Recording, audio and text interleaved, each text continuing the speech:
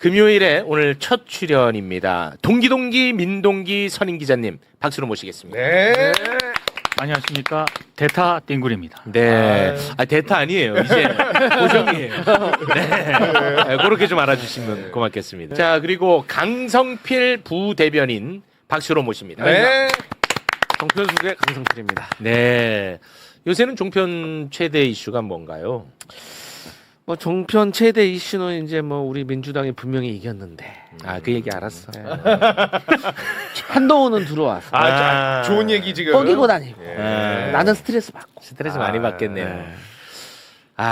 이 언론은 다 그걸로만 지금 도배하고 있거든요. 네. 네, 그게 참 힘드실 것 같아. 네, 견뎌내야죠. 아유. 아무래도 우리 부대변인님은 방송에서 그게 제일 힘드실 것 같아. 한동훈 이야기를 하더라도 이젠 한동훈 의원이라고 불러야 되는. 아니야. 아니요. 난 도대체 한동훈이 로텐도어에 들어와서 사람하고 악수하는 게 무슨 뉴스로서 그거를 뉴스로 해야 돼. 아니 한동훈 방이 뭐 몇 호라는 게 그게 무슨 뉴스로서의 가치가 있어. 야, 그렇지. 나 그게 화가 나는 화가 거야. 나, 맞아. 정확해. 나 그게 화가 난다고. 정확한 얘기야. 네. 심지어 조선일보는요. 한동훈이 정점식 그 국힘 원내대표 네. 꽃 보낸 거 있지 않습니까? 나가? 예. 그게 일면입니다. 지금 AI 인류 대혁명 시대에 그렇죠. 문명의 대전환이거든. 네. 근데 그러고 있다 언론이. 그러니까 화가 납니다. 화가 나. 그걸 나한테 물어봐. 뭐 어떻게 생각하냐고? 근데 생각을 또 짜내야 돼. 짜내야 된다. 아니야. 짜내는데 그냥 짜내는 게 아니라 이건 어떻게 안 좋게 얘기할까. 아유. 너무 화가 나. 참 정말 처참합니다 대한민국 언론. 그러니까요. 처참해요. 예. 하지만 대한민국 주가는 폭등입니다. 아유. 관련한 이야기 전문가와 이야기 나눠볼까요? 박근영 IBK 투자증권 부장님 박수로 맞이하겠습니다. 네. 안녕하세요. 박근혜입니다. 네. 그 참 희한합니다. 주식이 올랐을 때 보시면 참 잘생겨 보여요. 근데 떨어졌을 때 오면 솔직히 약간 좀 꼴뱅이 쓰더라고요. 모르겠어요. 제가 그렇더라고 실제로. 네. 예쁘게 봐주시면 좋죠. 너무 예뻐요 오늘. 네, 감사합니다. 고맙습니다. 오늘 이제 그 주식 이야기 분석 여러 방면으로 좀 해주실 텐데 네네. 일단 대한민국 주가에 가장 또 영향을 많이 미치는 요소 중에 하나가 지금 미국 이란 전쟁 상황 아니겠습니까? 그렇죠. 그래서 오늘은 요거는 간략하게만 정리하고 이제 주식 얘기로 좀 들어가도록 하겠습니다. 네. 전쟁 상황이 굉장히 위기감이 고조됐었는데 그래도 급 진전되는 모습을 보이고 있습니다. 트럼프가 완전히 그냥 다 박살낼 것처럼 얘기했잖아요. 그게 어제 밤까지였는데. 그렇습니다. 네. 근데 갑자기 SNS에 정반대 글을 올렸습니다. 네, 이란 최고 지도부까지 논의가 올라가서 승인을 받았다는 사실에 근거해 오늘 저녁 예정됐던 공습과 폭격을 취소했다. 그러더니 이제 실제로 또 트럼프가 본인 육성으로 또 입장을 낸 게 있거든요. 네, 우리는 방금 이란과의 전쟁에 관한 훌륭한 합의를 했다. 문서 최종 조율 단계만 남았다. 앞으로 며칠 내에 마무리가 될 것이며 아마 유럽에서 서명식이 열릴 것이다. 나는 참석하지 못하겠지만 벤스 부통령이 참석을 할 것이다. 문서에 서명하는 즉시 호르무즈 해협이 개방이 될 것이다. 가장 중요하게도 우리는 이란이 결코 핵무기를 보유하지 않기로 하는 합의를 했다. 매우 강력하고 세부적인 양해각서가 될 것이다. 와, 서명식 이야기까지 나와버렸어. 서명식 이야기까지 나와버렸습니다. 네. 이 합의 내용과 관련해서는요. 트럼프하고 네타냐후가 통화를 했나 봐요. 트럼프랑. 네. 그래서 이스라엘 네타냐후 총리실에서 내용과 관련해서 또 입장을 낸 게 있거든요. 네, 성명을 냈는데요. 트럼프 대통령이 오늘 네타냐후 총리와 통화를 했다. 이스라엘은 이번 양해각서의 당사국은 아니지만 네타냐후 총리는 향후 회담의 결과로 도출될 최종 합의안에 이란의 농축 우라늄 물질 제거, 우라늄 농축 인프라 해체, 미사일 생산 제한, 그리고 영내 대리 세력에 대한 이란의 지원 중단 등이 포함이 될 것이라는 트럼프 대통령의 확고한 약속에 감사를 표했다. 와, 근데 정말 이렇게까지 다 이란이 받아줬을까 그런 생각이 좀 들던데 그렇죠. 아니나 다를까 이란은 조금 다른 입장을 냈습니다. 네. 이란 외무부 대변인이 이제 입장을 냈는데요. 최종 결론에 도달하는 즉시 반드시 공식적으로 발표를 할 것이다. 미국은 이란이 압박을 받아 합의에 동의한 것처럼 몰아가고 있다. 그러나 우리는 절대 우리의 레드라인에서 물러서지 않을 것이다. 미국은 지난 며칠 동안 비정상적인 요구와 조건들을 강요하려고 했지만 이란은 결코 상대방의 부당한 조건과 요구에 굴복하지 않는다는 점을 보여줬다. 네. 약간 요건 좀 아쉬운 내용인데 아무튼 그래도 서명식이란 단어까지 나왔잖아. 그렇죠. 네. 그래서 좀 이제는 진짜 얼마 남지 않은 것 같다. 그런 생각이 좀 듭니다. 네. 자, 이제 주가와 관련해서 우리 선생님이 저희를 좀 이끌어 주세요. 오늘 얼마나 폭등했는지. 네. 네, 트럼프 대통령이 합의에 이르렀다라는 이야기를 한 38번 정도 한 것 같습니다. 예, 38번 했더라고요. 네. 그래서 뭐 지금 이제 구체적인 안이 좀 나왔기 때문에 가능성은 그래도 최근보다는 좀 높게 좀 분석이 되고는 있는데 그래도 사인할 때까지는 조금은 긴장감이 아직은 좀 남아 있는 것 같습니다. 네. 그런 과정에서 최근에 이란과 미국의 약간 티격태격도 있었고 공격도 있었지 않습니까? 맞아요. 근데 그런 과정에서 지난번에 제가 유가가 튀지 않았다. 그렇습니다. 환율도 움직임이 별로 없었다 이런 네. 것들 말씀드렸었는데 그런 것들이 어제 밤에는 그런 이야기가 이제 어느 정도 MOU가 가까워졌다 얘기를 하니까 유가가 96달러 선으로 WTI가 확 밀려버렸거든요. 네. 그런 것들이 조금은 이제 과거보다는 좀 더 신빙성이 높아지지 않을까라는 그렇습니다. 좀 생각을 하고 예. 있는 것 같고요. 시장도 그렇게 받아들이는 거죠. 네, 일부 좀 그런 쪽으로 해석을 하고는 있습니다. 좋아요. 자, 그래서 오늘 이제 트럼프 대통령이 6월 14일이 생일이잖아요. 네. 네. 그래서 우리가 누구 생일까지 알아야 되나 싶긴 한데. 그래서 생일 소원이 뭡니까 그랬더니 본인은 세계 평화가 소원이라고 이야기하더라고요. 함께 예, 하겠습니다. 최근에 좀 그랬다고 합니다. 그래서 네. 굉장히 하고 싶은 거죠. 6월 14일 전에 뭔가 좀 어나운스를 하고 싶은데 네. 그런 과정에서 이야기 나왔고 다행히 이제 유가도 좀 빠지면서 이제 문제는 어제 ECB 그러니까 유럽 쪽에서는 금리를 인상을 했습니다. 금리를 올렸어요. 유럽 쪽에서. 유럽은? 네. 이번에 전쟁 때문에 유가가 올라가니까 인플레도 좀 생기고 하다 보니까 금리를 올리는 상황이 생겼고 다음 주 초가 BOJ 일본도 금리 인상을 할 가능성이 높습니다. 그래요? 그러니까 이제 이런 분위기가 가다 보니까 야 이게 만약에 휴전이 제대로 안 되면 미국도 또 인상 쪽으로 가는 거 아닌가 우려가 좀 있던 터였기 때문에 네. 지금 굉장히 중요한 변곡점에서 유가를 좀 끌어내리는 이슈가 생긴다면 그래도 좀 안정을 좀 찾을 수 있다는 그래도 안도감을 가질 수 있겠죠. 네. 이제 그 와중에 이제 어쨌든 그런 발표가 있었고 다음 주 MOU가 될 것 같다는 이야기가 나오다 보니까 유가가 빠지면서 오늘 폭등을 했고요. 네. 그런 과정에서 오늘은 삼성전자가 지금 12%대까지 급등을 하면서 삼성전자가 12% 올랐다고요? 네 그렇습니다. 뭐 하이닉스도 당연히 한 8, 9% 정도 지금 오르고 있고 그 큰 종목들이 네 그렇습니다. 네. 그 코스피가 지수 자체가 8,400포인트를 단숨에 넘기면서 8% 이상 지수가 또 올라갔죠. 대박이다 진짜. 아니 우와. 근데 어떻게 이렇게 급등락이 커? 지난번 제가 지난주 어떤 배경을 가지고 자료를 좀 말씀드렸을 때 네. V 코스피가 막 이렇게 90 예, 넘어갔을 맞아요. 때 예. 아래 위로 엄청난 변동성이 이제 아래쪽도 그렇고 위쪽도 그렇고 있을 수 있다고 말씀드렸는데 네. 이제 그런 현상들이 지금 나타나고 있는 상황이고요. 와. 그래서 오늘은 뭐 삼성전자 등을 포함한 이제 반도체 중심으로 급등하게 나타났고 더군다나 이제 현대차 그룹 부품주들이 이제 로봇 관련된 이슈들이 좀 불거졌는데 이 골드만삭스가 한국 시장의 부품주가 로봇을 이끌 거라고 이제 우와. 분석 리포트를 냈습니다. 그래요? 그래서 오늘 HL만도라든지 현대모비스 이게 이제 탑픽으로 이야기됐는데 HL만도는 그 큰 회사가 상한가까지 올라갔고 와. 그럼 왜 지금 몇 번째 나오셨는데 HL 만도 얘기 처음 들었는데 나. 안 물어보셨잖아요. 안 물어보려. 위기 대응 능력 좋습니다. 아니 HL 만도 얘기 왜 안 했어요? 물어보시면 제가 대답할 수 있겠지만 뭐 그랬습니다. 예. 처음 들어보는 기업이긴 하다. 완전 처음 들어봤는데 이게 큰 회사예요, 근데. 네, 뭐 그러니까 현대차 그룹의 이제 계열사로서 계열사예요. 예, 모비스 같은 경우도 현대 모비스도 굉장히 중요한 회사고 우리가 이제 휴머노이드 로봇을 만들면 전체 비용의 50%가 액추에이터라는 게 들어가는데요. 관절에. 관절에 예, 그 이제 현대차 그룹의 액추에이터, 그러니까 로봇에 들어가는 액추에이터가 전체 비용의 50%입니다. 근데 그 물량 중에 80%는 현대 모비스가 또 하기 때문에 현대 모비스. 상당히 좀 중요하게 이야기되는 거고 이제 골드만삭스 리포트에서는 탑픽을 또 HL 만도를 짚다 보니까 오늘 상한가 올라가기도 했고요. 또 현대 모비스 같은 경우는 이제 보스턴 다이내믹스가 만약에 상장을 하게 된다면 거기에서 이제 정의선 회장이 보스턴 다이내믹스 지분을 약 한 23% 가까이 갖고 있거든요. 네. 그러면 이제 보스턴 다이내믹스 상장을 하면서 정의선 회장이 저희가 한 6조 원 이상은 현금을 좀 만들 수 있지 않을까 생각을 하고 있는데 그렇게 되면 지배구조 개편으로 바로 넘어갈 수도 있다. 하게 되면 그 중심에 현대모비스가 있다고 보면서 좀 길게라도 좀 좋은 주식으로 볼 수 있다라고 생각을 합니다. 네. 그런 주식도 움직임이 좀 있었고요.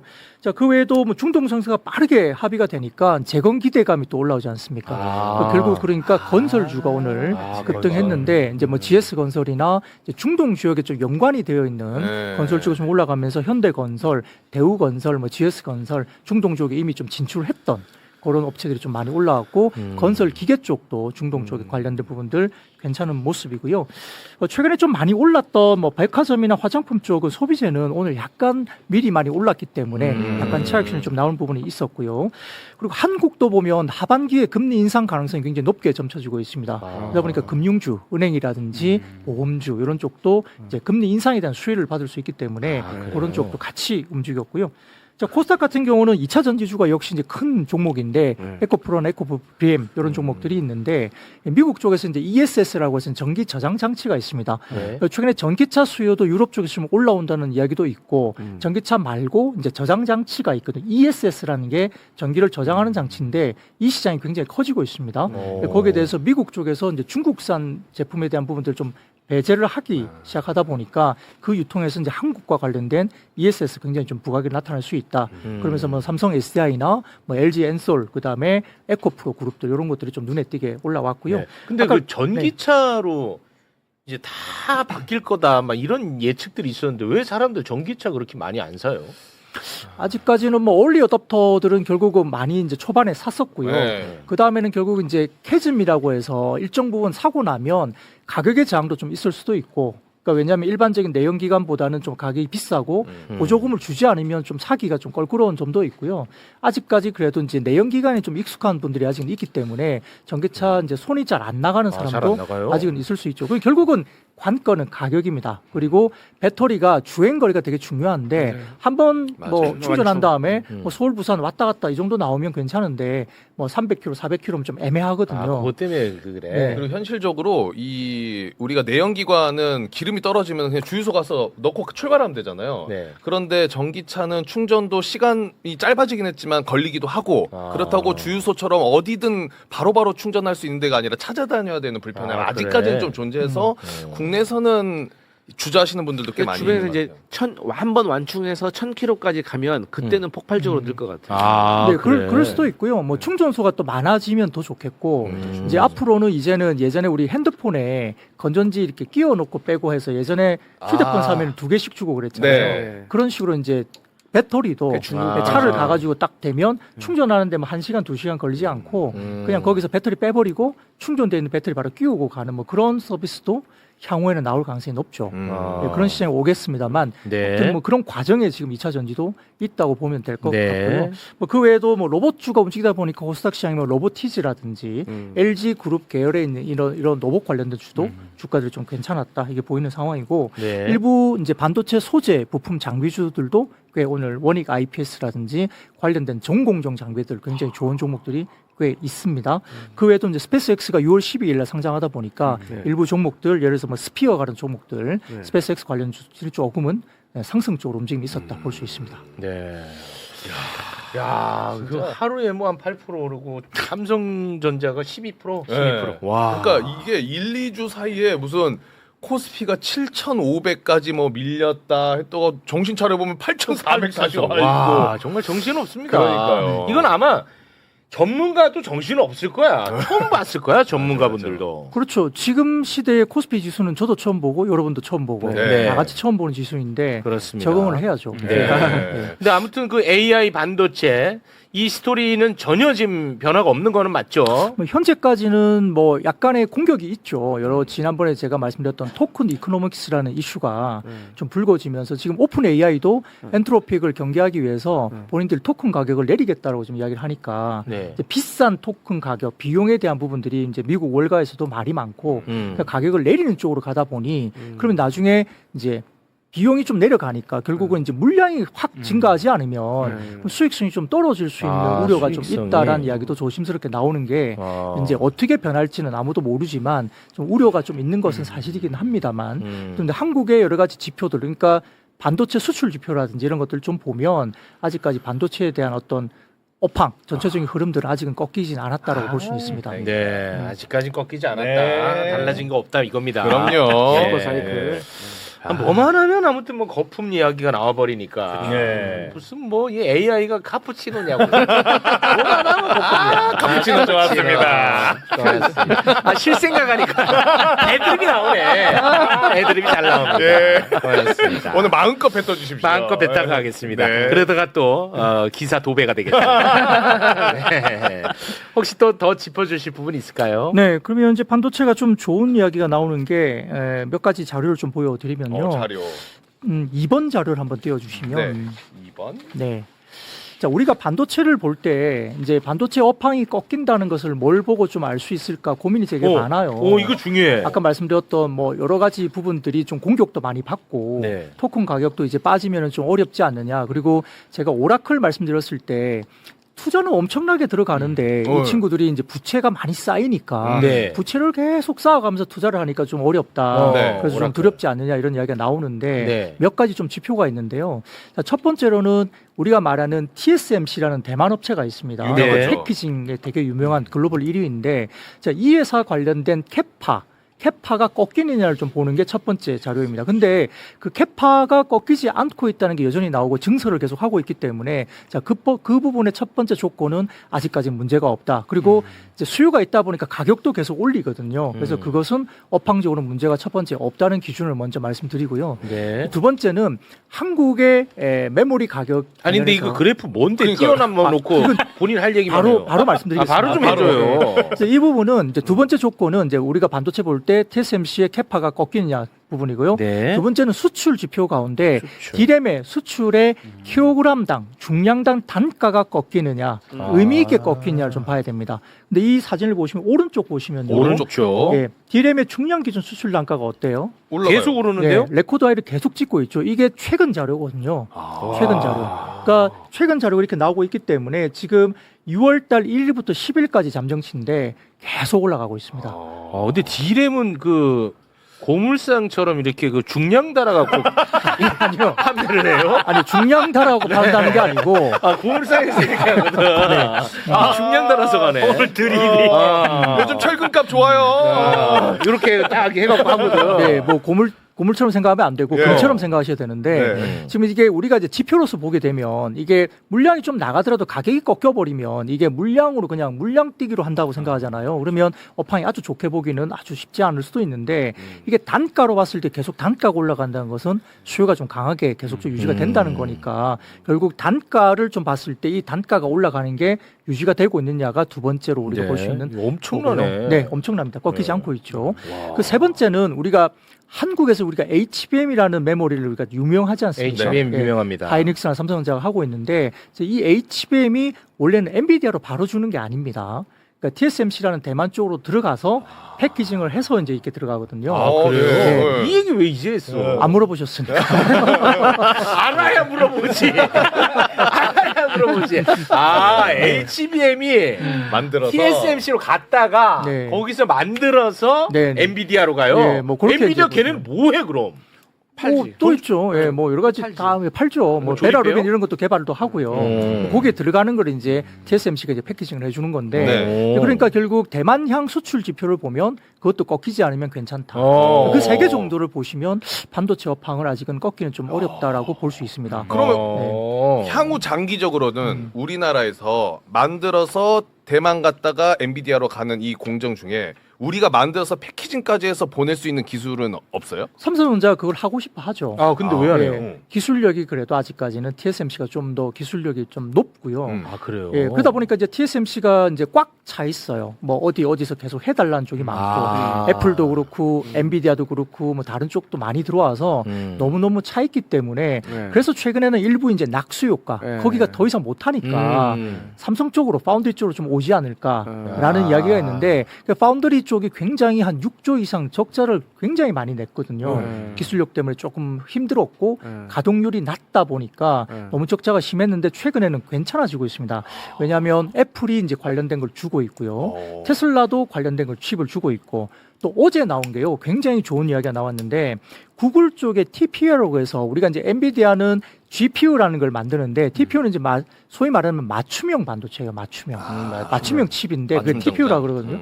그런 종류인데 그게 구글이 만드는 게 있는데 그걸 엔비디아 쪽에서 이제 나가는 거가 비슷하게 TSMC 쪽으로 계속 뭔가를 줬는데 네네네. 일정 부분을 삼성전자 쪽으로 좀 돌린다는 말이 있습니다. 와 대박이네. 네, 그래서 이제 엔비디아 쪽에 관련된 부분들도 다 이제 TSMC가 하고 있지만 구글이 일부는 TSMC로 주고 네. 어떤 I/O 이런 관련된 부분들은 일부 부분을 이제 삼성전자 파운드를 좀 준다. 그걸 이제 아주 공식적으로 좀 확인되고 있는 모습들이 나오고 있어서 오. 그게 정말 가시화되면 이제 파운드리 쪽이 뭐 6조, 7조 막 적자를 내던 게 올해 하반기 정도부터는 흑자 전환도 되지 않을까? 이 생각을 가지게 되는 거죠. 그러면 파운드리가 대규모 적자를 내다 보니까 디스카운트 요인이잖아요. 되게 잘하는 것도 있지만 못하다 보니까 이쪽에서 좀 뭔가 우리가 가치를 줄 때 좀 깎아내릴 수밖에 없습니다. 근데 그 파운드리가 살아날 수 있는 거지 않습니까? 네. 그럼 TSMC가 한 25배 정도, 20배에서 25배 정도 이제 밸류 가치를 받고 있는데 네. 그러면 삼성전자가 지금 6배 정도 수준인데 와, 차이가 모든 건 아니어도 일정 부분은 TSMC의 파운드리 쪽에 흑자가 나오면 TSMC 뭐 준하는 그런 파운드리 쪽에 뭐 가치도 조금은 산정을 해줘야 되지 않을까? 파운더리가 위탁 생산 그렇죠, 얘기하는 맞습니다. 거예요? 예. 그렇게 좀 풀어서 설명해 주세요. 알겠습니다. 예. 네. 그러다 보니까 이제 그런 부분들이 이제 되면 조금 가치를 좀 더 높여줘도 되겠네. 오 대박이네. 라고 생각할 수도 있겠죠. 예, 그 오. 부분도 중요한 이슈로 볼 수 있습니다. 풀매수 들어간다. 삼성전자. 그럼 만약에 그렇게 됐을 때 그 위탁 생산하는 기술만 해가지고 또 따로 회사 만들어서 상장하고 이럴 걱정 안 해도 돼요? 아 이제 그게 이제 뭐 분리해서 네. 물적 분할하거나 그런 이야기가 나오는데 뭐 구체적으로 말은 나옵니다만 그렇게 진행되고 있는 것들은 아직까지는 아니고요. 네. 그렇게 또 뭐 자른다 그러면 뭐 그러면 가전도 잘라야 되고 스마트폰 사업부도 잘라야 되고 뭐 이렇게 되니까 말들이 많아지죠. 아, 네, 네. 아니 제가 궁금한 게 이제 삼성전자는 삼성전자 안에 반도체도 만들고 전자제품도 만들고 막 많은 여러 가지 만들잖아요. 네. 하이닉스는 하나만 하잖아요. 시장에서는 뭘 더 높게 평가하는 거예요? 둘 중에. 지금처럼 이제 AI 사이클과 빅 사이클, 뭐 반도체 메모리 어. 쪽의 빅 사이클 때는 순수 플레이어가 하이닉스입니다. 아, 그걸 더 높게 평가해요. 네, 그래서 지금처럼 때는 조금 더 높게 보는 것 같고요. 아. 자금 수급도 하이닉스 쪽으로 좀 더 몰리기는 해요. 아. 그러다 보니까 하이닉스가 올라갈 때 좀 더 격하게 많이 올라가고요. 빠질 때도 상대적으로 격하게 많이 빠집니다. 상대적으로. 네. 그래서. 상대적으로. 알겠습니다. 아무튼 이 스토리 계속 된다는 거야. 네. D램 좋네. 수출 요거를 저희가 항상 좀 유심히 봐야 되겠네요. 네, 그러니까 개인적으로 좀 찾아보시려면 공부를 좀 많이 하셔야 되는데 쉽지 않으시면 뭐 저를 불러주시면 제가 그러니까요. 네, 이거 저희가 어디서 찾는지를 몰라요. 네. 저도 뭐 직접 찾는 건 아니고 애널리스트나 다른 이제 자료를 내는 분들이 많으니까 그런 것들을 계속 이제 서칭하면서 네. 저희들 체크를 하고 있습니다. 야, 근데 진짜 너무 좋아. 또 귀한 이 정보인 게 저 같은 경우에는 이제 투자하는 관점이 야 젠스낭 온다 이건 들어가자 막 이런 건데 그거 안 돼. 야 이런 지표가 있으니까 지표로 가야 돼, 지표로. 신뢰가 더 가네요. 그렇습니다. 자, 그리고 또 네. 혹시 짚어주실 부분 네, 있으면 뭐 그런 것들이 좀 생긴 부분이고요. 지금 5번 정도 한번 보여주시면 5번 정도 볼까요? 이게 이제 스페이스X가 상장하는 게 이제 6월 12일이니까 네. 이제 과거에 아주 대형 IPO가 생겼을 때 네. 지수가 어떻게 움직였을까 궁금하잖아요.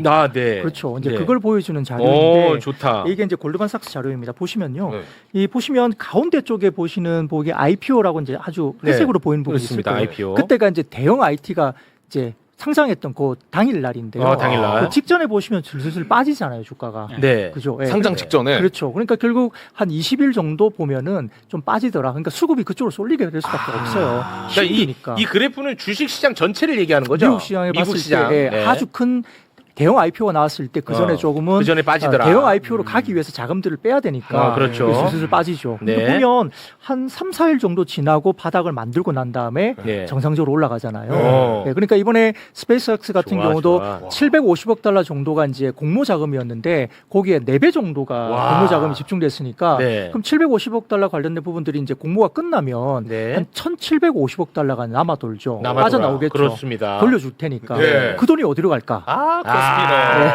그걸 와야죠. 그러면 좋겠죠. 예. 아, 야, 이거 약간 좀 이거는 뭐 거짓말 못하는 거니까. 이제 그건 이제 과거 역사적인 과거 어떤 역사. 부분들을 분석해서 평균치 관련된 부분들을 내는 좋다. 데이터니까 좀 참고를 설레는데요. 하시면 요건 설레는 포인트입니다. 예. 6월 10일 이후부터는 기대를 좀 하겠습니다. 네, 그렇긴 한데 이제 다음 주에 일본의 금리 인상이 좀 변수가 좀 어떻게 될지는 조금 변수는 있습니다. 아주 그냥 들었다 놨다 하시네. 일본 금리 인상은 거의 확정적인 거 네, 아닌가요? 거의 이야기가 되고 있는데 어. 금리 인상은 어느 정도 저희가 받아들이는 분위기인데요. 아, 받아들이는 분위기. 예, 그래서 조금 선반영돼 있다 보는데 네. 이제 거기에서 BOJ가 이제 코멘트를 하겠죠. 이제 추가 금리 인상을 언제쯤 할 건가? 이게 6개월이나 1년 뒤에 한다, 천천히 한다 이러면 그래도 안도를 할 것 같고요. 만약에 우리가 좀 분위기가 안 좋아서 이 계속 연속적으로 해야 될 것 같아. 이런 분위기로 가면 조금 주춤할 수도 있습니다.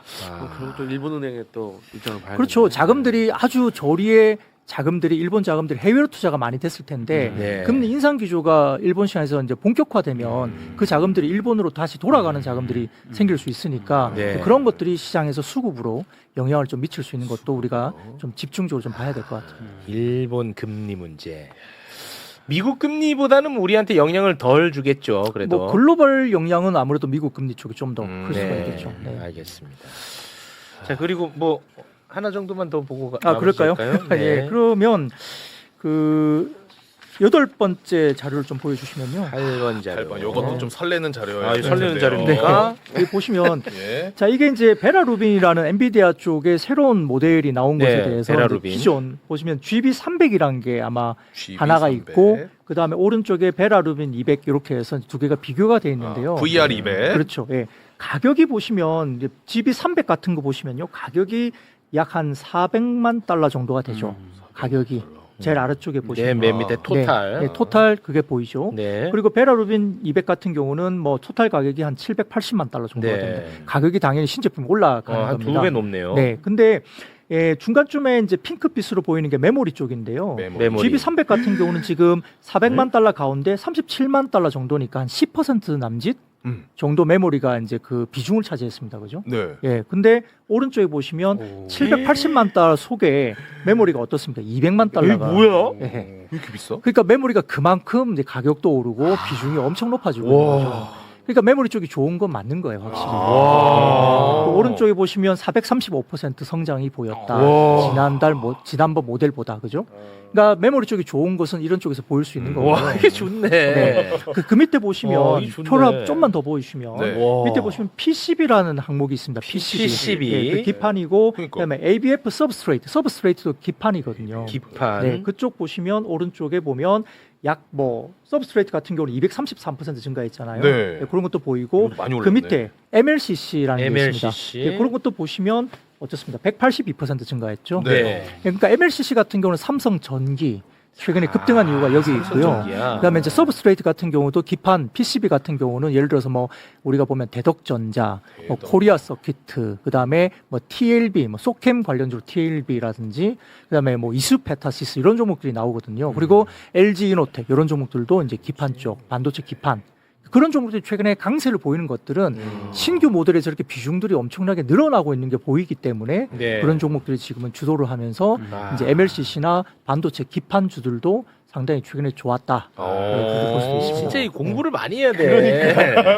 공부를 많이 해야 된다고. 와, 그러니까 이 자료를 보고 그러면은 이거 어. 관련된 우리 코스피 코스닥에 어떤 종목이 있고 막 이런 것까지 공부를 해야 된다. 분석을 해야 되죠. 네. 그러니까 저 같은 사람이 밥 벌어 먹고 사는 거죠. 그렇습니다. 네. 유익한데요. 너무. 아, 너무 좋습니다. 네. 야, 이 베라루빈 잘 만들었네. 베라루빈. 이 메모리를 아주 그 때려 박았나 보네. 네, 그리고 이제 그 다음 모델들도 계속 올라가게 되면 메모리 비중이 점점 높아질 가능성이 아, 있죠. 네. 좋습니다. 뭐 앞으로 이야기하게 될 온프레미스 AI나 뭐 엣지 디바이스라든지 뭐 온 디바이스 AI라든지 온 이런 것들이 디바이스. 시장에 오기 때문에 네. 점점 시장이 확장되는 모습들을 우리가 좀 더 길게 보면 그런 시장으로 갈 거다라고 갈 보고 있습니다. 겁니다. 고맙습니다. 자, 그럼 오늘은 이쯤에서 좀 마무리를 짓도록 하겠습니다. 네. 아, 너무 기분 좋았습니다. 진짜. 자, 그러면 우리 부장님과는 여기서 인사를 나누겠습니다. 박근영 IBK 투자증권 부장님 대단히 고맙습니다. 네, 고맙습니다. 고맙습니다. 요 정도는 딱 좋은 것 같아. 딱 좋아, 깔끔해. 더 들어오면은 다 날라가. 맞아. 있던 것도 날라가. 네. 이거 딱 좋았어. 아, 좋습니다. 베라루빈이 아주 이거 아주 훌륭하네. 그러니까. 저는 그냥 물어보고 살랍니다. 그냥 부장님한테. 아, 뭐 사면 돼요? 네. 그러면 안 돼. 왜 안 네. 되는지 알려줄게. 왜? 그냥 밑도 끝도 없이 네. 종목 추천해줘. 네. 해서 최고의 대한민국 전문가가 추천을 해줘. 네. 그러면 이걸 내가 왜 추천받았는지, 네. 이 스토리가 언제까지 가는지, 언제 꺾이는지 내가 몰라요. 심지어 어떤 기업인지도 모르고 살 수 그러면 있어. 이게 떨어질 때는 엄청 불안하고 오를 때는 또 더 이상 안 오를 것 같아서 네. 또 불안하고 네. 내려도 불안, 올라도 불안, 네. 결국은 병 걸려요. 그래서 저같이 이제 초보자들 잘 모르고 공부하기 싫으면 ETF 사는 겁니다. ETF. 아 ETF는 우리가 또 이제 그 한번 지수. 정리한 게 네, 있어요. 코스피로 지수로. 아 지수, 지수 네, 잘 지수. 샀네. 지수. 지수. 네. 고맙습니다. 자, 그리고 국장의 정의를 우리가 다시 해봐야 됩니다. 아하. 그래서 연초에 블룸버그에서 기사가 하나 나왔어요. 예. 왜 이렇게 미장의 변동성이 이렇게 커졌냐 과거보다. 예. 그에 대해서 한국인들이 투자를 너무 많이 해서 그렇다. 아. 라고 하는 종목 그런 얘기가 네네네. 나왔었거든요. 그러면 이제 그런 걸 보자면 이제 국장의 정의가 뭐냐? 한국인들이 있는 그곳이 곧 국장이다라고 볼 수 있거든요. 아, 뉴욕 스탁 익스체인지도 이제는 국장이죠. 국장이다. 근데 그 뉴욕 스탁 익스체인지에서 거래되는 많은 종목들이 국장이 아니에요. 우리 한국인들이 특별히 아. 좋아하는 종목들이 예. 있습니다. 그렇죠. 테슬라, 네, 그렇죠. 팔란티어. 그 최근에는 이제 반도체 관련돼서 이제 네. 뭔가 관심들이 많고 아하. 인기가 뜨겁다 보니까 또 마이크론 같은 것들 이제 음. 많이들 네. 하잖아요. 그리고 이제 뭐 이렇게 뭐 D램이라는 ETF도 관심이 많고 그리고 이제 그 미국에서 거래되는 게 우리는 아직까지 3배짜리는 없어요. 네. 근데 미국에 이제 3배짜리가 아, 있잖아요. 있죠. MSCI 코리아 지수를 네. 추종하는 3배짜리 코루. 아 이게 금요일 날 41%가 폭락하는 일이 야. 있었습니다. 꿀맛입니다. 이게 정말 변동성이 어마어마하거든요. 네. 근데 이제 그런 걸 좋아하시는 투자자 성향이 바로 이제 우리 국장 투자자분들의 네. 어쨌든 뭔가 이제 한 방으로 이제 인생 역전 해보겠다는 분들이 좀 사실 좀 많이들 계시잖아요. 네. 이렇게 이제 수급이 이제 한쪽으로 쏠리는 그런 성향 자체, 투자 성향 자체가 있었고, 근데 이건 어떻게 그게 이제 보자면 급등락의 한 원인이고. 한 원인이다. 근데 네. 이게 우리 투자자들의 잘못이 아닌 게 음. 왜냐하면 미국 같은 경우에는 이제 꾸준히 올라왔잖아요. 네. 근데 우리는 항상 이게 박스권에 있다 보니까 네. 특정한 시점을 잘 타서 잘 샀다가 잘 팔고 나와야지 그렇죠. 돈을 벌 수 있는 시장이다 보니까 네. 그렇게 이제 변동성에 많이 노출이 돼 왔고 그런 경험이 쌓이다 보니까 이제 변동성 장세 이게 단기간에 좀 많이 먹고 빠지자라는 그런 투자 심리가 작용한 것 같고요. 네. 그리고 특히나 이제 이 변동성에 약간 뭐랄까 불을 붙인 게 뭐냐라고 보자면 이 단일 종목 레버리지 상품들. 아, SK 2배, 네. 그다음에 삼성전자 삼전 2배 네, 뭐 네, 이런 거. 맞습니다. 네. 이런 것들이 아마 변동성의 폭을 더 키우지 않았느냐라는 생각이 듭니다. 거기로 돈이 많이 또 맞아요. 쏠리기도 했었으니까. 네, 맞습니다. 네. 하여튼 우리 저 주식 투자하시는 분들은 그러니까 주식장이 이제 매년 뭐 계속 이러진 않을 거 아니에요. 이제 조금 잠잠해지는 시기가 오면 어떻게 사실까가 난 좀 걱정해요. 이 도파민에 이렇게 중독돼 갖고 매일매일이 정말 와 피를 말리거나 아니면 막 환희에 맞아요. 차거나 뭐 이렇잖아요. 그래서 주말에도 시장 열었으면 좋겠다 이런 분들이. 주말이 너무 심심해. 아니 네. 그래서 실제로 주말에도 시장을 여는 곳이 있습니다. 응?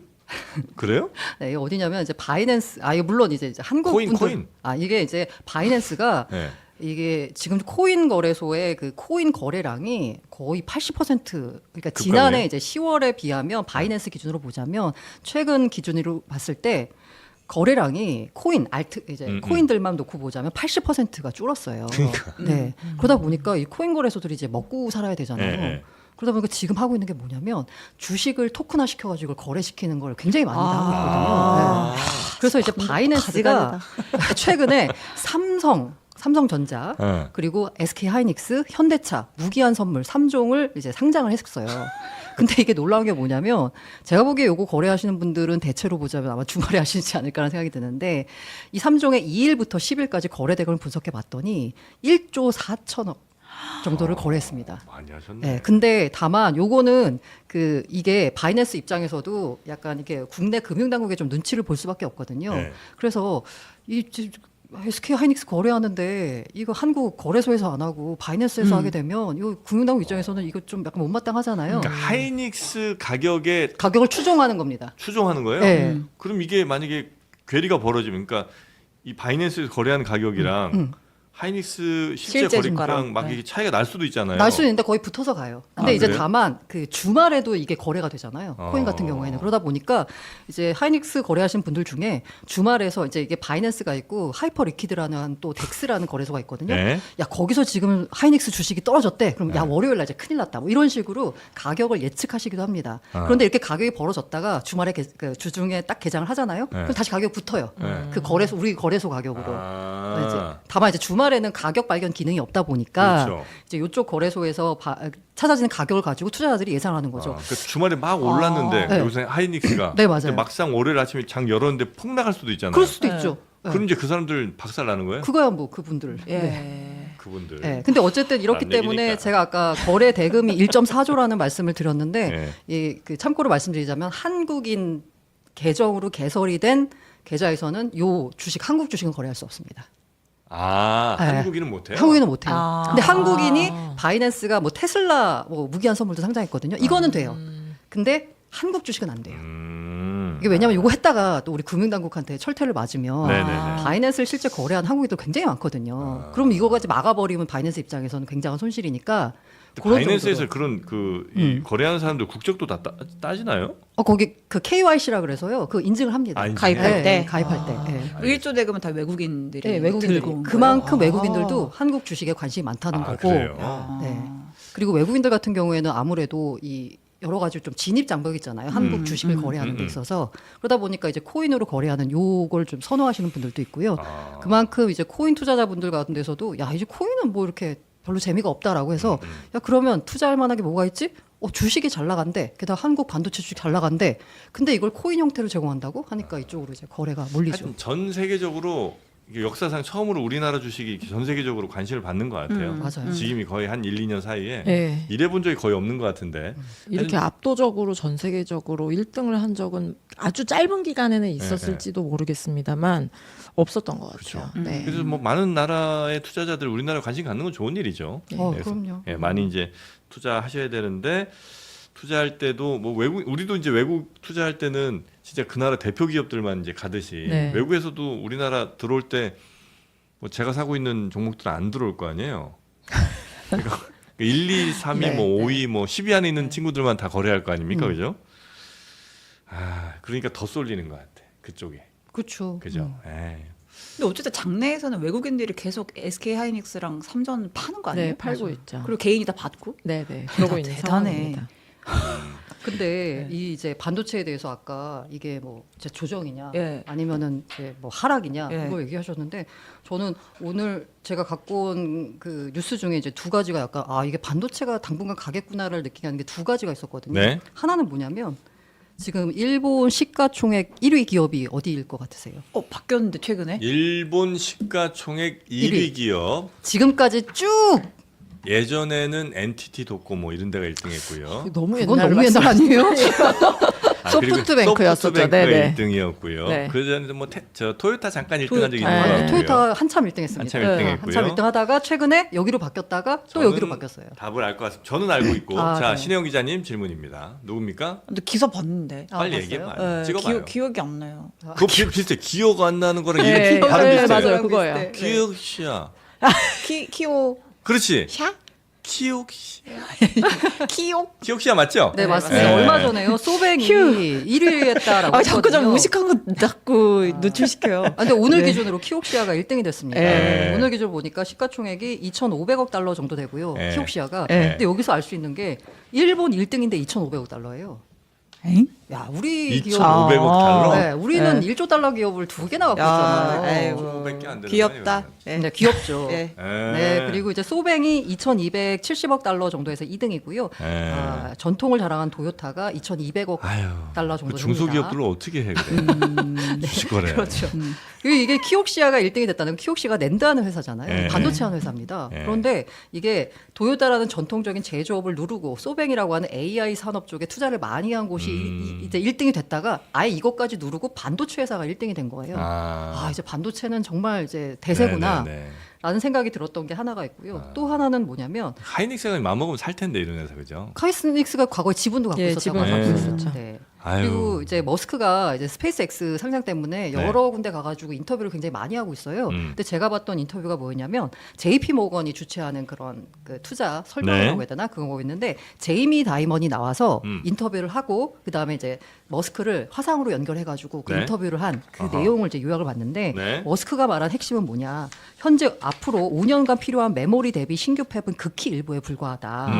그래서 현재 미국에는 대량 생산 가능한 고성능 메모리 팹이 없다. 근데 이렇게 얘기하는 이유도 자기들이 뭔가 하겠다는 걸 약간 말하는 건데 어쨌든 네. 마이크론의 팹도 양산까지는 28년에서 30년 경이다. 그러면서 시장이 봐야 될 건 AI 컴퓨터인데 AI 인프라의 진짜 병목은 네. GPU를 꽂을 수 있는 HBM, DRAM, 낸드, 패키징이라고 말을 했어요. 우리나라밖에 없어요. 맞아요. 그렇습니다. 네. 그러다 보니까 이제 머스크가 여기서 얘기한 건 이제 마이크론 그리고 디램이라는 그 반도체 ETF 있죠. 그다음에 샌디스크, TSMC 등을 말을 했는데 만약에 이게 미국 증시에 하이닉스나 삼성전자가 상장됐다라고 하면 당연히 그 종목을 얘기했겠죠. 네. 머스크도 역시나 가장 필요한 건 HBM, DRAM을 얘기하고 있습니다. 아, 그럼 이거 누가 많이 만드나요?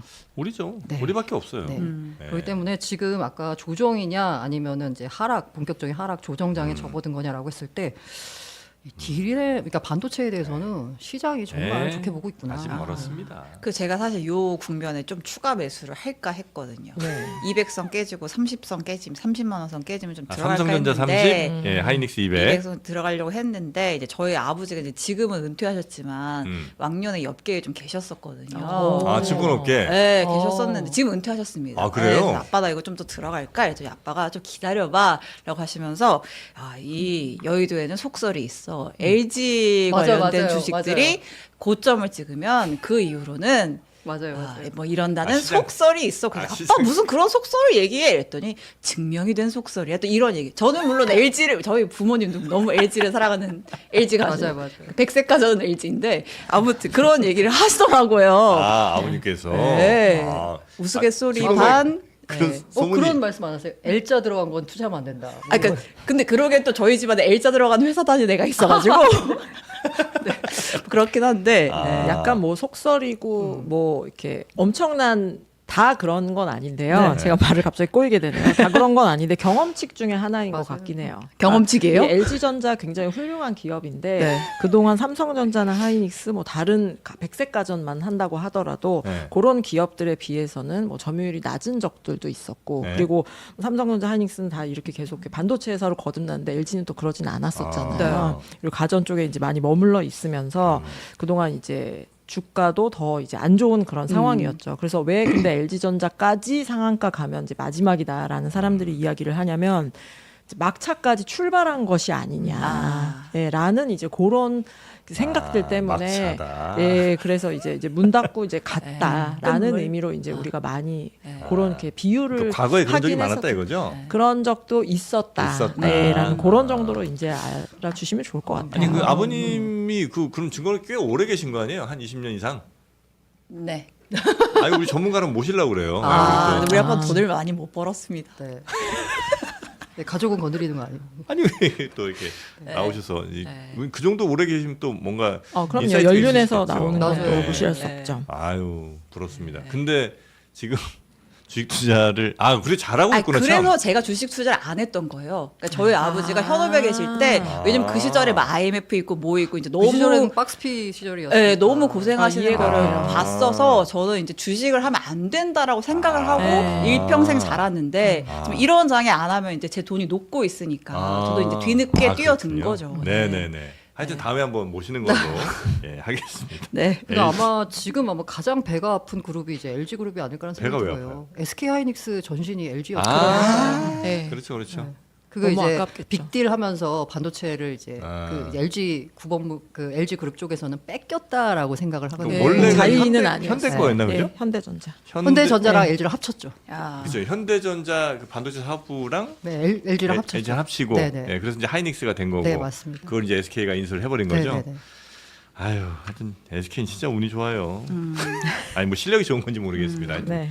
대단한 지금 영업이익을 내고 있는 하이닉스 얘기였고요. 그 스페이스X가 이제 곧 이번 주 내일이에요. 금요일? 그러니까 우리 이번 금요일 금요일 밤이죠. 10시 30분 예. 상장합니다. 그렇죠. 그럼 이제 우리는 아마 금토 이렇게 넘어가는 네, 그때쯤 맞습니다. 보게 될 것 같은데 지금 그 스페이스X가 얼마예요? 지금 뭐 약간 좀 저렴한 표현으로 말씀드리자면 부르는 게 값인 것 같은데 아, 그래요? 거의 2조 달러 간 것 같아요. 지금 뭐 1조 7,500억 달러 정도로 예상 추정을 하고 있고요. 요것도 아까 제가 말씀드린 네. 코인 거래소에서 사람들이 거래한다라고 했잖아요. 네. 이게 어떻게 보자면 실체는 없어요. 이 주권을 인정하진 않습니다. 네. 그런데도 불구하고 사람들이 그냥 그 가격만 갖고 거래를 해요. 추정한다. 네. 네. 그래서 지금 현재 엔트로픽이나 스페이스X나 이미 다 상장돼 있습니다. 아. 그런 거래소들에 거기 아까 제가 말씀드린 하이퍼 리퀴드라는 거래소 상장된 네. 지금 현재 그 스페이스X의 시가총액은 2조 달러 정도로 추정이 2조 되고 있어요. 달러? 네. 그럼 3천조 아니에요? 네, 그렇죠. 3천조. 상장하자마자. 그리고 이게 6개월 지금 이제 6월 중순이니까요. 작년 12월 말에는 밸류가 1조 달러가 안 됐었거든요. 네. 그러니까 6개월 만에 2배. 그러니까 얼마나 관심이 뜨거운지를 알 수가 있겠고 우리가 이제 시작의 서두를 왜 이렇게 사이드카 하루는 사이드카 하루는 서킷 브레이커 왜 이렇게 왔다 갔다 하냐. 근데 이 저희 흔히 대여라고 표현하는데 IPO에서 지금 역사상 가장 큰 금액이거든요. 이게 예. 아 그렇겠네요. 예, 네. 예. 아람코를 제외하면 이게 이제 가장 큰 금액이기 네. 때문에 이게 막상 뚜껑을 열면은 더 잘 될 거야, 안 될 거야. 그리고 그거를 살려고 뭐 한국 주식을 팔았다더라. 이 주식을 팔았는데 이거를 해가지고 대기 자금이 있다더라. 더 들어갈 돈들이 기다리고 있다더라. 또 엄청 많은 썰들이 있는 것 같습니다. 그래서 보통 큰 IPO를 하면 이게 자금의 블랙홀 그런 표현들도 쓰더라고요. 예, 그래서 이제 거기 돈이 많이 빨려 들어가서 다른 게 지금 많이 빠진다는 얘기도 있죠. 예, 그런 얘기도 있죠. 대기 자금도 있을 것이다. 네. 청약하느라고 팔았다. 이제 이런 이야기들도 있고 저는 이코노미스트지 잡지를 가끔 보거든요. 뭐 네. 나오나 이렇게 보는데 거기에 제가 영어를 그렇게 잘하지는 못하는데 이 월가에서 너무 이 스페이스X에 대해서 관심이 뜨거운데 헤드라인을 월가에 되게 없어 보이는 스페이스X 광풍 이런 식으로 했더라고. 없어 보인다고. 없어 네, 보인다고요? 보통 이코노미스트는 되게 이제 약간 이렇게 각 잡힌 단어들을 많이 쓰시는 걸로 제가 알고 네, 있는데 네. 정확히 번역하면 품격 없는. 아. 그래서 너무 이렇게 왜냐하면 그 거래소 뭐 JP 모건 아까 그 네, 네. 인터뷰도 말씀드렸지만 이렇게 네. 막 깃발도 걸고 막 그랬나 봐요. 네. 로켓 모양 막 풍선 날아다니는 약간 그런 느낌인 것 같습니다. 그래서 이 기업이 굉장히 크고 미래가 촉망받고 그 기업은 알겠는데 거기서도 아마 광풍에 대해서 사람들이 이제 왈가왈부를 하고 있는 것 같아요. 그러면 이 회사에 대해서 그 정도 가치 안 된다고 얘기하는 사람들도 꽤 많겠군요. 지금 그렇죠. 현재 이게 월가에서는. 2조 달러 말도 안 된다. 이게 1조 달러로 가도 나는 비싸다고 생각한다라고 이야기하는 사람들도 있고요. 네. 반대로 2조 달러는 시작이다. 라고 이야기하는 사람들도 있고 그래서 보통 이렇게 불안할 때는 우리가 컨센서스를 따라가고 싶죠. 컨센서스가 얼마입니까? 대충 어떨 거라고 시장은 보고 있나요? 라고 저한테 물어보신다면 10명이면 5명은 잘 된다고 하고요. 5명은 안 된다고 아 하고 있어요. 그래요? 그래서 시장의 불편하네. 이 진폭이 더 커진 것도 모두 잘 된다고 했으면 또 거기에 맞춰서 전략을 짤 텐데 좀 비싼 것 같기도 하고 우리 근데 저 저만큼 또 잘하긴 박사님 보실 때는 스페이스X 어떻게 위로 갈 것 같아요? 밑으로 갈 것 같아요? 제가 여기서 아까 저희 뭐 주식 이야기도 했는데 최근에 그래도 제 박사니까 네. 논문 본 거 한 개만 얘기해도 네, 네, 될까요? 점심시간인데 예, 재밌게 말씀드릴게요. IPO가 사실은 저도 제대로 공부를 해본 적이 없었는데 되게 어렵더라고요. 어렵고 왜냐면 왜 어려우냐면 이게 케바케예요. 그러니까 어떤 애는 되게 잘 돼요. 근데 어떤 애는 완전 뭐 상장하고 나서 상장하고 나서 뭐 경험적으로는 뭐 3년 뒤에 그 주가를 못 간 경우가 많다 뭐 이런 이야기들도 한데 그게 평균이 대부분 안 되고 몇 개가 잘 된 게 아니라 아까 그 10명이랑 똑같아요. 한 5개 대박 났으면 5개는 쪽박이에요. 그러니까 중간이 좀 없어요. 아 그래요? 예, 그래서 이제 경험칙으로 이야기하기가 좀 저희가 어려운 건데 논문들을 쭉 봤더니 또 IPO만 되게 연구하는 분들이 있더라고요. 이제 그분들이 하는 얘기는 이게 뭐 2조 달러야, 3조 달러야, 그럼 우린 규모가 너무 크니까 돈을 다 빨아당길 거야. 그럼 다른 종목은 이거 너무 힘든 거야. 이제 이런 걱정, 자금의 블랙홀, 이제 이런 걱정들을 하는데 정말 중요한 거는 양보다 질이라고 얘기하더라고요. 이게 무슨 말이냐면 양이라고 한다면 금액. 야, 이게 1조 달러래, 2조 달러래. 그럼 그 시장이 그걸 다 잡아먹는 거야. 다른 종목은 어떻게 해서 우리는 이 걱정을 흔히 하는데 질이라고 한다면 얼마나 적자 기업이 많이 상장하냐. 적자 기업이 네. 그러니까 속이 빈 애들이 얼마나 많이 상장하느냐가 중요하고 또 전체 2조 달러, 3조 달러도 중요한데 신주 발행은 그게 몇 프로인 거예요. 그러니까 이게 2조 달러면 2조 달러가 다 시장에 풀리는 건 사실 아니거든요. 네, 네. 그래서 이번에도 스페이스X 같은 경우에도 한 4% 사실 생각보다 그렇게 많지는 않습니다. 그래서 750억 달러 정도 되는 거죠. 그래서 요 두 개가 질을 좌우한다라고 하고 있고 스페이스X 관련해서 그래서 잘 될 것 같나요? 라는 질문에 대답을 드리자면은 네. 저는 뭐 수급에 교란 있고 저희도 막 너무 빠지고 막 머리 아프기는 한데 그럭저럭 잘 넘어갈 것 같아요. 왜 그렇게 보냐면 네. 스페이스X 자체는 적자 기업이에요. 네. 그런데 안에 캐시카우를 계속 창출하는 이 스타링크라는 거를 그 저희 만두에 그 소처럼 이렇게 딱 꽂아놨어요. 네. 그래서 계속 이제 캐시플로우가 창출되는 돈을 벌고 있어요. 돈을 벌고 있는 상황이고 유통 비중도 전체에서 4% 정도밖에 안 되기 때문에 전체 주식의 한 네. 4%만 좀 시장에 나온 거기 때문에 예, 그렇기 때문에 이게 막 엄청난 돈을 물론 많은 돈 끌어당길 겁니다. 예, 끌어당기겠지만 이게 2조 달러를 시장에서 다 흡수해야 되고 이제 그런 상황은 아니다라는 네. 이야기를 좀 드려야 될 것 같아요. 알겠습니다. 혹시 저는 고렌 네. 두 가지 얘기하고 싶은데 일단 보자면 이 머스크가 진짜 큰 그림 그리고 있구나라는 생각이 든 게 머리를 너무 잘 쓴 것 같아요. 이번에 얄밉게. 상장을 할 때 좀 특징이 뭐냐고 하면 굉장히 인기를 많이 끌었다라고 하잖아요. 사실 미국에서 상장을 할 때 그 개인 투자자한테 물량을 의무적으로 배정할 필요 없습니다. 네. 그러면 기업 입장에서는 괜히 이제 짜잘한 개인들 상대하느니 이제 기관들한테 뭉텅이 물량 주고 네, 네, 상장하면 네, 네. 되거든요. 네. 그런데 이번은 일반적인 메가 IPO와 달리 초기 유통 물량의 한 20-30%를 개인 투자자에게 배정했어요. 그 이유가 뭐냐? 스페이스X 투자한 사람들은 머스크 좋아하는 사람들이에요. 그리고 여기 상장 신고서 보면 말도 안 되는 지배 구조를 갖고 있습니다. 거의 머스크 그냥 마음대로 하는 거예요. 맞아요. 근데 그게 사실 현대적인 관점에서 보자면 이거에서 비판하면서 할인 요인이 되는 게 아니라 우리 머스크님이 하고 싶은 거 다 할 수 있게 만들어준 지배 구조에 대해서 오히려 더 평가를 하고 있는 거죠. 네. 그걸 이제 머스크가 노렸다라고 볼 수 있고요. 지배 구조 관련된 비판 나오는 건 주로 기관들이에요. 근데 개인들은 그거 상관없다는 거예요. 머스크만 믿고 가는 거니까. 그리고 두 번째로 이제 그 메가 IPO를 하게 되면 그때가 꼭지다라는 얘기 많이 하잖아요. 네. 근데 이제 아까 이제 우리 김효진 박사님은 뭐 그럴 것 같진 않다라고 하면서 여러 가지 이제 그 근거를 말씀 주셨잖아요. 근데 다만 그 과거에 어떤 일이 있었냐만 말씀드리겠습니다. 네. 2000년 3월에 팜이라고 하는 그 회사 상장했거든요. 네. 팜이라고 이렇게 그 손바닥 위에 손바닥에 컴퓨터. 쓰는 거. 네. 요거 상장했을 때 모회사 가치 2배가 넘는 몸값으로 화려하게 등장하면서 정확히 일주일 뒤에 나스닥 종합지수가 고점 찍고 그때부터 하락했어요. 그리고 2007년 6월에 블랙스톤이 상장했습니다. 이게 사모펀드 제국이거든요. 여기서 이제 그 대주주 스티븐 슈워츠먼하고 피터 피터슨이 각각 현금하면서 큰 돈 벌어왔습니다. 그런데 요 지분 털고 나서 2007년 6월부터 이제 그 다음 벌어진 게 뭐냐면 서프라임 사태가 슬금슬금 올라오기 시작해서 8년에 터졌습니다. 그리고 2011년 5월에 글렌코어라는 원자재 트레이딩 기업인데요. 네. 여기가 상장하면서 파트너들이 한순간에 억만장자 대열에 올라갔어요. 근데 그날이 정확히 원자재 슈퍼사이클 꼭지였습니다. 그리고 2021년에 코인베이스가 상장을 했어요. 네. 야, 드디어 코인 가상자산 주류 금융시장에 그 데뷔한다라고 했는데 요때 비트코인 64,000달러 찍고 그 다음부터 하락했습니다. 네. 그 우리나라 증시 아시죠? 가장 최근에 벌어졌던 22년 1월에 LG 엔솔 상장한 다음에 우리 증시가 좀 쭉 했다라는 저는 과거에 이랬었다라는 너무 걸 무시무시해서. 말씀드립니다. 근데 이게 결과론적인 거예요? 아니면 그 꼭지를 맞춰갖고 딱 걔네들이 한 거예요? 저는 그거 모두의 결정판인 것 같아요. 저도 요즘 IPO에 대해서 되게 고민을 많이 하고 금액이 너무 크다 보니까 이걸 시장에서 저는 뭐 질이 중요합니다 막 이야기했지만 잘 소화할 수 있을까. 그리고 역사적인 사례도 되게 많고요. 근데 물량 자체도 물량인데 저는 이런 것 같아요. 제가 만약에 주식회사 김효진을 상장한다라고 하면 제가 그동안 열심히 살았으니까 운동도 하고 얼마나 열심히 살았어요. 그러니까 말도 안 되게 터무니없이 되게 높은 가격에 저를 상장시키고 싶겠죠.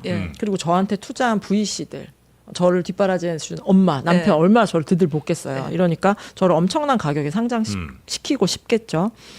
근데 이 주식회사 김효진의 상장이 성공했다라는 얘기는 그 터무니없어 보이는 가격에도 돈을 태운 사람이 있다라는 이야기거든요.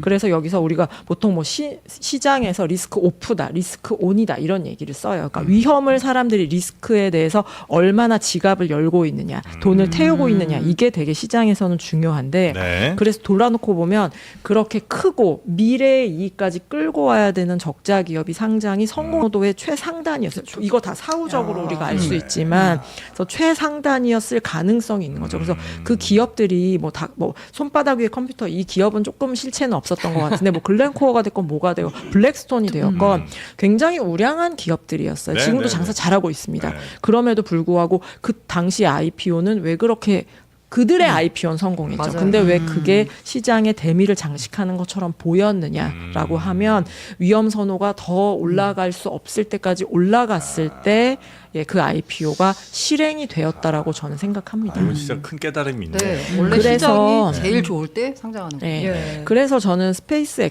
X까지는 이게 시장의 교란 요인, 교란이라고 할까요? 그런 요인이라고 생각하는데 11월에 엔트로픽이 상장을 준비 중에 있고요. 오픈 AI도 올해 상장 굉장히 하고 싶어 해요. 근데 이 기업들로 넘어가게 되면 뭐 그런 용어가 정확히 있는지 모르겠는데 퓨어 AI 느낌인 것 같아요. 스페이스 X는 오로지 AI. 예, 이것도 들어있고 저것도 들어있고 막 이런데 이제 그 기업들로 가게 되면 이제 퓨어 AI이기 네, 때문에 네, 네. 그들의 상장이 저는 본 시험대다라고 생각하고 있습니다. 네네. 그 뭐 어떤 분들이 야 그런 회사들이랑 어디 스페이스X를 비교하냐고 하시지만 그 회사들도 그 당시에는 예. 어마어마한 회사들이었어요. 네. 예. 그래서 그렇게 뭐 우습게 볼 만한 회사들은 아니었다. 네. 그리고 미국 증시에서 지금 나타나고 있는 게 뭐냐면 과거에 이제 미국 증시가 꾸준히 올랐던 이유 중에 하나가 자사주를 계속 매입해서 주당 기업 가치를 높인 거거든요. 주당 가치를. 그런데 지금 나타나는 거 보면 스페이스 X도 그렇고 시장에 이제 돈을 끌어오겠다는 거잖아요. 주식을 공개하는 거니까 시장에다 주식을 푼다는 얘기예요. 공급이 늘어난다는 얘기인데 최근 구글도 그렇고 뭐 메타도 할 것 같다라고 하고 있고 계속 유상증자를 통해 가지고 뭔가 자본을 조달하겠다라고 하고 있거든요. 과거에는 자사주를 매입해서 주식수를 줄여가지고 주가를 올렸는데 지금은 오히려 시장에 주식을 푼다는 거잖아요. 그럼 주가 자체는 떨어지겠죠. 그런 부분에 대해서 이제 자사주 매입을 통해서 주가가 오르던 시절은 이제 끝났다라는 이제 보고서도 나오고 있더라고요. 공급 수요 측면에서 보자면 네. 주식이 많이 시장이 풀리니까 당연히 가격은 좀 떨어질 수밖에 없는 거 아니냐. 알겠습니다.